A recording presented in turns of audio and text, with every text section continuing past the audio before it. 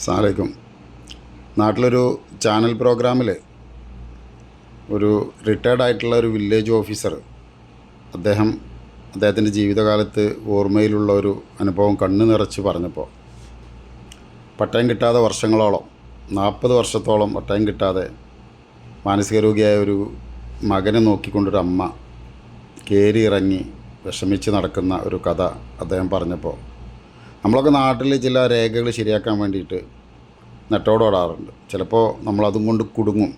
ചില ആളുകൾ പെട്ടെന്ന് ശരിയാക്കി തരും നമ്മളെ കാര്യങ്ങൾ മനസ്സിലാക്കിക്കൊണ്ട്. അദ്ദേഹം അതിൽ പറയുന്നുണ്ട്, വരുന്ന ആളുകളുടെ മാനസികാവസ്ഥ മനസ്സിലാക്കാൻ നമ്മുടെ സർക്കാർ ഉദ്യോഗസ്ഥന്മാർ തയ്യാറാകണമെന്നൊരു നല്ലൊരു വാക്ക്.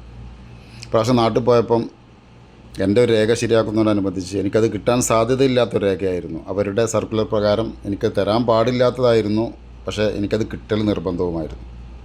എല്ലാവർക്കും കിട്ടുന്നതന്നെയാണ്, എന്താണെന്നൊന്നും വിശദമായിട്ട് പറയുന്നില്ല. അപ്പോൾ ഞാനൊരു വില്ലേജ് ഓഫീസിൽ പോകേണ്ടി വന്നു. അവിടുത്തെ മാഡം ഒരു സ്ത്രീയായിരുന്നു, അവിടുത്തെ വില്ലേജ് ഓഫീസർ. അവരെൻ്റെ വിഷയത്തിലേക്ക് വരുന്നതിന് മുമ്പ് അവിടെ ചില വിഷയങ്ങളുടെ ചില കാര്യങ്ങൾ ഞാനുമായിട്ട് അങ്ങോട്ടും കൊണ്ട് സംസാരിക്കേണ്ടുന്നൊരു സാഹചര്യം ഉണ്ടായി.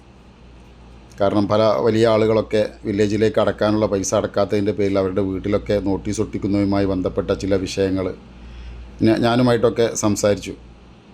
പിന്നെയാണ് എൻ്റെ വിഷയത്തിലേക്ക് വന്നത്. എൻ്റെ വിഷയത്തിൽ വരുന്നതിന് മുമ്പ് ഞങ്ങൾ മാനസികമായിട്ട് ചില കാര്യങ്ങൾ സംസാരിച്ചു, ഒരു ബന്ധത്തിലെത്തിയിരുന്നു. അപ്പോൾ മാഡം ഒരു രീതിയിലും എനിക്ക് തരാൻ പറ്റില്ല എന്നുള്ള രീതിയിലാണ് അവരത് പറഞ്ഞത്. ഞാൻ പറഞ്ഞു, ഓക്കെ മാം, എന്താ ചെയ്യേണ്ടത് വെച്ചാൽ ചെയ്യ്. കാരണം എനിക്ക് ഇനി ലീവ് കഴിഞ്ഞ് നമ്മൾ ഈ 20 ആകെ 2 മാസത്തെ ലീവിന് വരുന്ന ആളുകളാണ്. ഇനി അടുത്ത പ്രാവശ്യം വരുമ്പോഴും ഞാൻ ശ്രമിച്ചോളാം, അല്ല അപ്പോൾ എനിക്കൊന്നും ചെയ്യാനില്ലല്ലോ എന്നും പറഞ്ഞിട്ട് മാമിന് എന്താ ചെയ്യാൻ പറ്റുന്നത് ചെയ്യുമെന്നും പറഞ്ഞു. അങ്ങനെ അവർ കുറച്ച് കഴിഞ്ഞ് ആലോചിച്ച് പറഞ്ഞു, ഇത്തിരി നേരം ഇരിക്കാൻ പറഞ്ഞു.